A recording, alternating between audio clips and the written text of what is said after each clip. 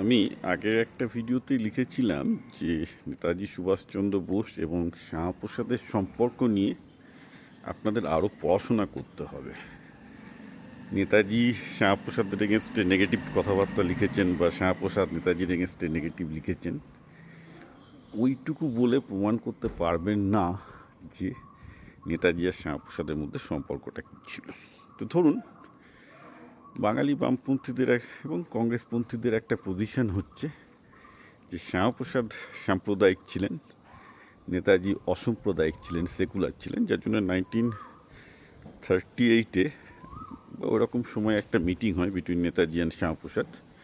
শ্যামাপ্রসাদ নিজের জীবনীতে লিখছেন যে নেতাজি তাকে ডিরেক্ট থ্রেট দিয়েছিলেন, বাংলায় হিন্দু মহাসভা খুলতে গেলে নেতাজি বাংলায় হিন্দু মহাসভার মতো সাম্প্রদায়িক পার্টি শুরু করার আগেই শেষ করে দেবেন। এটা নেতাজি থ্রেটটা দিয়েছিলেন শ্যামাপ্রসাদকে। But keep it in mind, সেই সময় নেতাজি কংগ্রেসের ছিলেন। তো যারা শুধু এই তথ্যের উপর ভিত্তি করে প্রমাণ করতে চান যে সাম্প্রদায়িক শ্যামাপ্রসাদকে নেতাজি পছন্দ করতেন না, বলেছিলেন যে হিন্দু মহাসভাকে বাংলায় ঢুকতে দেবেন না, তাদের উদ্দেশ্যে আমার আর একটা প্রশ্ন থাকবে, আপনারা কি ইতিহাসটা আরেকটু গভীরে গিয়ে পড়েছেন? কারণ তারই 2 বছর বাদে ক্যালকাটা মিউনিসিপ্যাল কর্পোরেশনে দেখা যাচ্ছে যে যে নেতাজি বলছেন যে তিনি হিন্দু মহাসভাকে ঢুকতে দেবেন না, শ্যামাপ্রসাদকে থ্রেট করছেন, তিনি এবং শ্যামাপ্রসাদ একসাথে মিউনিসিপ্যাল ইলেকশন লড়তে চাইছেন। Yes, forward block. তখন কিন্তু আর নেতাজি কংগ্রেসে নেই, তার সেই কংগ্রেসের ক্ষমতা কিন্তু আর নেই। তাই জন্য আমরা কি দেখব, খুব ইন্টারেস্টিং জিনিস, তিনি আর শ্যামাপ্রসাদ 1940-এ একসাথে মিউনিসিপ্যাল ইলেকশন লড়ার জন্য জোট বাঁধছেন। কেন? কারণ তখন বাংলায় 3টে ডমিন্যান্ট দল। হ্যাঁ, নেতাজি এবং শ্যামাপ্রসাদ বাংলায় জনপ্রিয়, কিন্তু বাংলার বৃহত্তম দলগুলো হচ্ছে কংগ্রেস, মুসলিম লীগ এবং কৃষক প্রজা পার্টি। তাদের ভোট শেয়ার অনেক বেশি। ফরওয়ার্ড ব্লক নতুন টিম, হিন্দু মহাসভা নতুন টিম। কী দেখা গেল, হিন্দু মহাসভা এবং ফরওয়ার্ড ব্লক একসাথে কলকাতা মিউনিসিপ্যাল ইলেকশনে জোট বাঁধছে, অর্থাৎ নেতাজি এবং শ্যামাপ্রসাদ কোলাবোরেট করছেন। এইটা ভুলে যান। তো শ্যামাপ্রসাদ নেতাজির মধ্যে সম্পর্ক যদি এত খারাপই হবে এবং নেতাজি যদি এতই সেকুলার ধর্মনিরপেক্ষ হবেন, তাহলে তিনি হিন্দু মহাসভার সাথে কেন জোট করতে গেলেন ক্যালকাটা মিউনিসিপ্যাল ইলেকশনে? কারণ কম্পালশন, বাকি 3টে পার্টির ডমিনেন্ট শেয়ার আছে। সেক্ষেত্রে ফরওয়ার্ড ব্লক এবং কী বলে যেন, ফরওয়ার্ড ব্লক এবং হিন্দু মহাসভা দুটোই নতুন পার্টি, দুজনেরই একে অপরকে দরকার, পলিটিক্যাল কম্পালশন। সুতরাং রাজনীতির সম্ভাব্য শিল্পে সব কিছু হয়, কিন্তু তারপরে যা হলো সেটা আরও মজার। ক্যালকাটা মিউনিসিপ্যাল ইলেকশনে সিট শেয়ারিং নিয়ে আবার নেতাজি এবং শ্যামাপ্রসাদের মধ্যে গণ্ডগোল শুরু হলো। দুজনে এক হতে পারলেন না, ফলে কোয়ালিশন ভেঙে গেল এবং নেতাজি তখন ফরওয়ার্ড ব্লক এবং মুসলিম লীগ একসাথে ইলেকশন লড়েছিল এবং তখন শ্যামাপ্রসাদ নেতাজিকে অপরচুনিস্ট বলেছিলেন। তাহলে নেতাজিকে যে আপনি বলছেন উনি ধর্মনিরপেক্ষ ছিলেন, ডেফিনেটলি ছিলেন, আমিও তাই মনে করি, কিন্তু এটাও তো একটা ঐতিহাসিক ঘটনা যে তিনি প্রথমে হিন্দু মহাসভার সাথে কোয়ালিশন সিট শেয়ারিংয়ের জন্য, আইডিওলজিক্যাল গ্রাউন্ডে নয়, কিন্তু সিট শেয়ারিংয়ের জন্য ভেঙে গেল।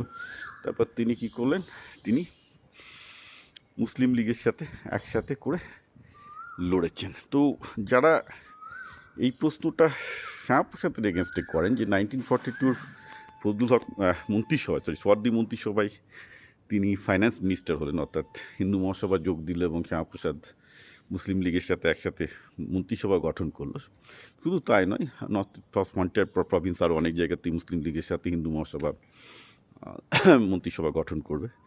তো আপনারা এটা তো বলেন না যে নেতাজিও তো মুসলিম লীগের সাথে হাত মিলিয়ে ক্যালকাটা মিউনিসিপ্যাল কর্পোরেশন লড়েছেন, রাইট?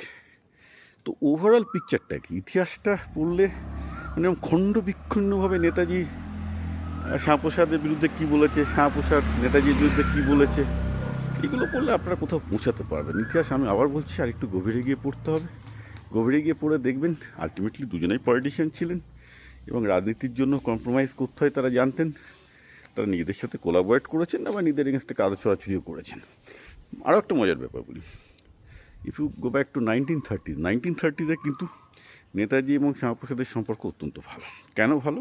তার কারণ অন্য নয় যে তখন তারা একই ধারায় চিন্তা করছেন।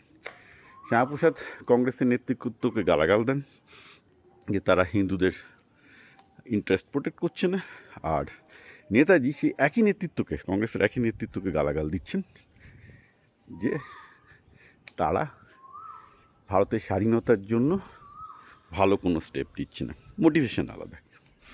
আবার এটাও ইন্টারেস্টিং যে সেই সময় শ্যামাপ্রসাদ এবং নেতাজি দুজনেই কংগ্রেসের সদস্য, কারণ একটা সময় ছিল মানে হিন্দু মহাসভা হোক, মুসলমান লীগ হোক, সবাই কংগ্রেসের সদস্য হতে পারে, ঠিক আছে। তখন কিন্তু আবার শ্যামাপ্রসাদ এবং নেতাজি দেখা যাচ্ছে দুজনেই একসাথে অনেক বৈঠক করছেন, কারণ কংগ্রেসের যে পশ্চিম ভারতীয় নেতৃত্ব সেটা ঠিক বাঙালিদের পোষাচ্ছে না, দুই জনপ্রিয় বাঙালি পোষাচ্ছে না, দুজনেই তখন কিন্তু আবার তার এগেনস্টে চলে যাচ্ছেন একসাথে।